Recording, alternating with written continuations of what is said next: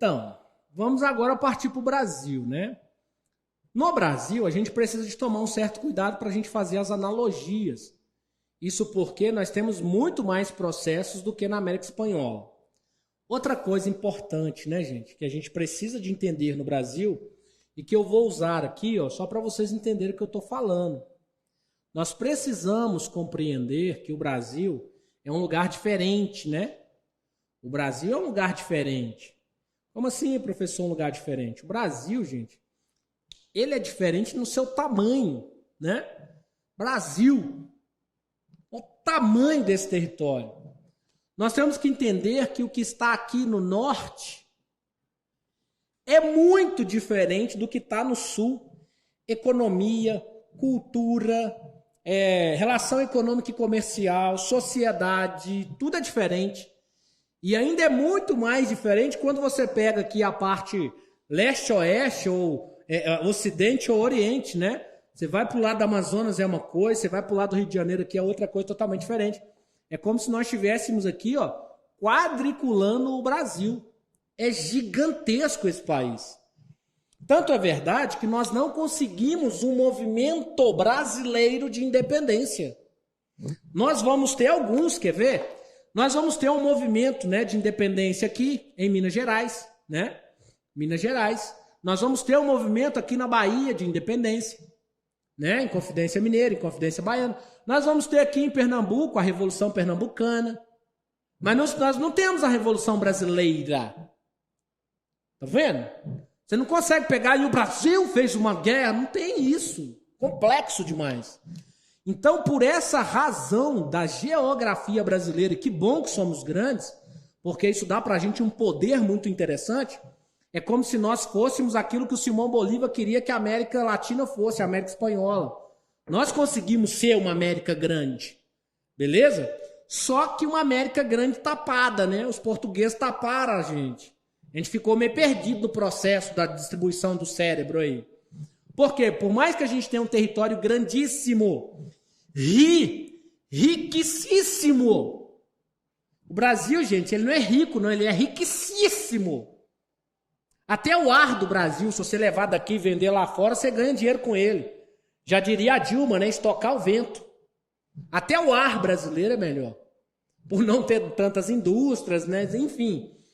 A fauna, a flora, a água. É o único país que tem um rio voador, né? Um país que você tem um rio superficial, você tem um rio subterrâneo, você tem um rio que voa. Olha que doideira.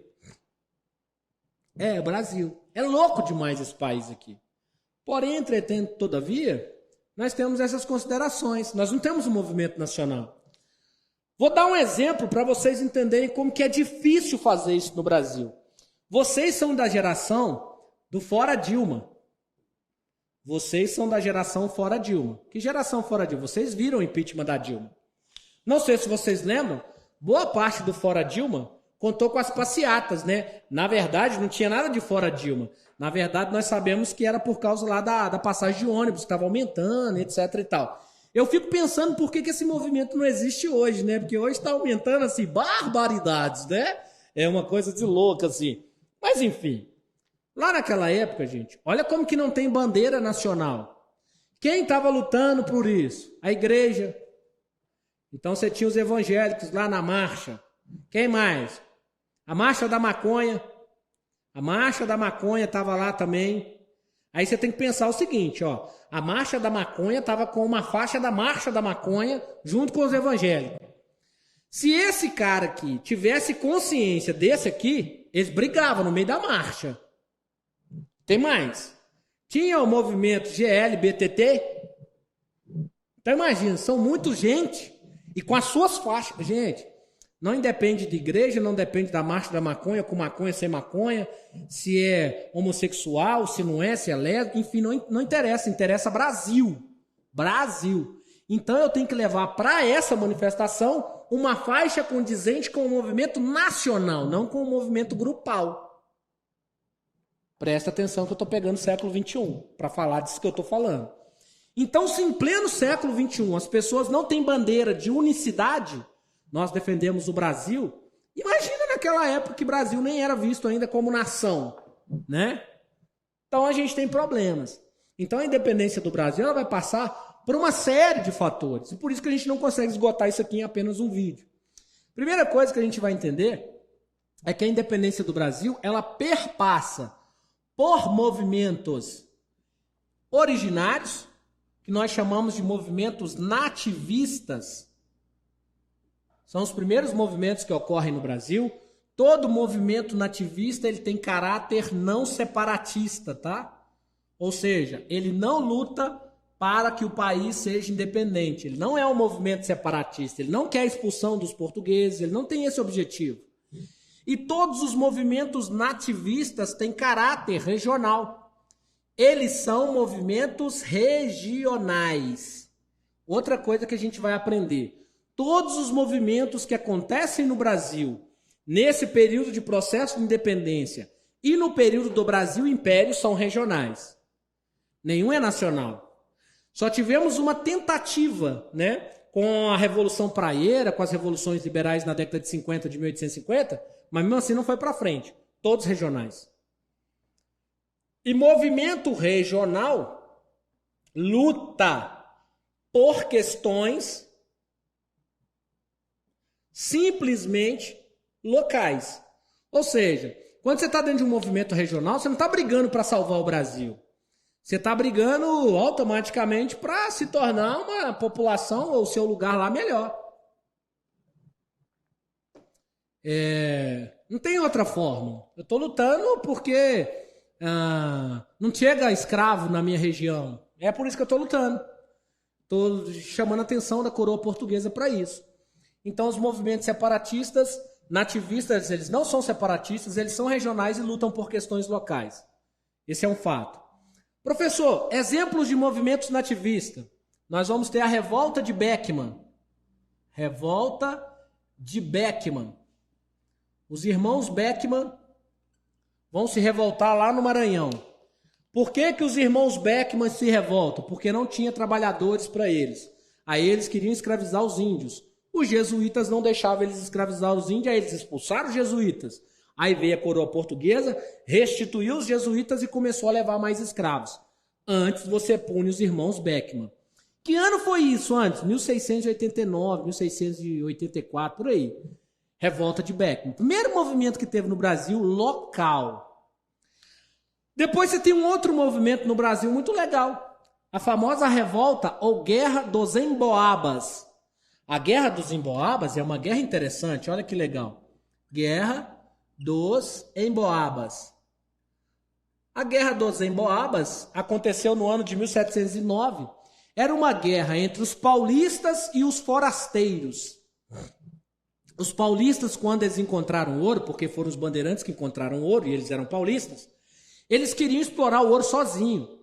Gente, uma coisa que a coroa nunca vai deixar o paulista fazer é explorar o ouro sozinho, né?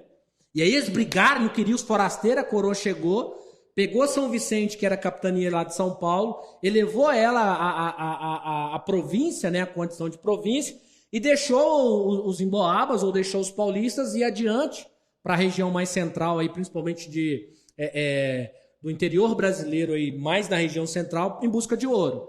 Mas eles não vão administrar sozinho o ouro, não. Guerra dos Emboabas, guerra para ver quem ia buscar mais ouro. Então não tinha nada a ver com São Paulo, não tinha nada a ver com Goiânia, não tinha nada a ver com Manaus. Isso aqui era só aqui em Minas. Aconteceu em Minas Gerais isso aqui. Na verdade, Minas Gerais acabou de surgir, né? Porque antes de encontrar ouro nem existia Minas Gerais.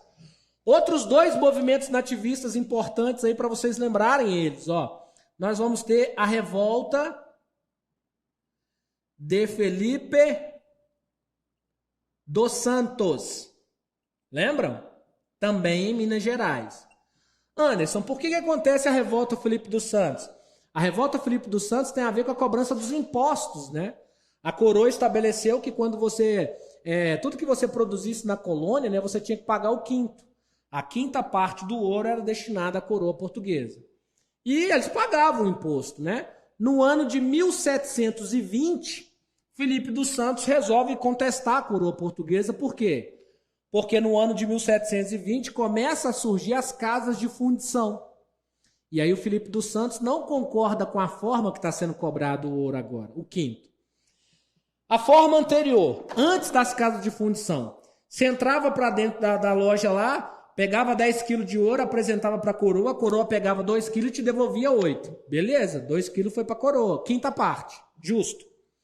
Agora, a partir da casa de fundição, a coroa fundia o ouro. E ela tirava o quinto do ouro puro. Aí, professor, mas o ouro é impuro? É, gente, quando você funde o ouro, ele extrai deles as impurezas. Então imagina, entrei com 10 quilos de ouro, 2 quilos de ouro impureza, saiu com 8. O que a coroa vai taxar? 8 quilos ou 10 quilos? 10 quilos, então ela tira mais 2. O minerador sai com 6. Felipe dos Santos revolta. O que a coroa portuguesa faz com os que revolta? Mata ele. Não tem conversa, gente. Por que mata? Para outras pessoas não fazerem a mesma coisa. Tanto a Espanha quanto Portugal tinha a ideia de um castigo, né, exemplar. É o código, né, que eles utilizavam. Castigo exemplar. Ou seja, vou matar ele e vou mostrar o que eu estou fazendo para todo mundo, para ninguém fazer mais. Basicamente, as nossas famílias, né, talvez vocês não, mas, por exemplo, meu pai, meu avô e etc e tal, são pessoas que tiveram a mesma coisa. Você batia nos filhos e punha os irmãos para ver, para eles não fazerem aquilo que aquele filho tinha feito. Castigo exemplar. Isso é uma coisa que a gente foi canonizando ao longo da história. Por fim, nós temos um outro movimento nativista que vai acontecer lá em Pernambuco. Recifenses e olindenses. Revolta conhecida aí como a Guerra dos Mascates. Recifenses e olindenses não entraram num acordo com relação à questão da província. Ambos eram províncias agora. E aí os olindenses não gostaram que Recife era província. E aí partiram para cima. Não deu em nada. A coroa portuguesa resolveu com 2 tiros a parada. Movimento nativista é movimento local. Primeira coisa que a gente tem que entender. Beleza? A partir do entendimento do movimento nativista, nós podemos começar a pensar nos movimentos de independência, que são 2. E, na verdade, gente, são 2 movimentos aí que, sinceridade, são movimentos que não fizeram niente. Nada. Não ajudaram em nada. Nós vamos falar no próximo vídeo, é claro, da Inconfidência Baiana e da Inconfidência Mineira. São 2 movimentos que se parecem muito e não se parecem nada. 2 movimentos que são de conspiração. O que quer dizer isso, Anderson? Nunca saiu do papel. Como assim, Anderson? Movimento de conspiração é movimento que nunca aconteceu. Não, professor, mas está registrado em Inconfidência Mineira. Sim, gente. Está registrada a conspiração em Inconfidência Mineira. Conjuração, né? Ah, não, professor, mas tem na história em Inconfidência Baiana. Tem a conspiração. A conjuração baiana. A conjuração teve várias reuniões, mas não teve ação. Eles falavam muito, mas fazia pouco. Todos os 2 movimentos nasceram elitistas, mas com algumas diferenças. Se você quer saber como que foi isso, você não vai perder o próximo vídeo, tá? Aguardo você.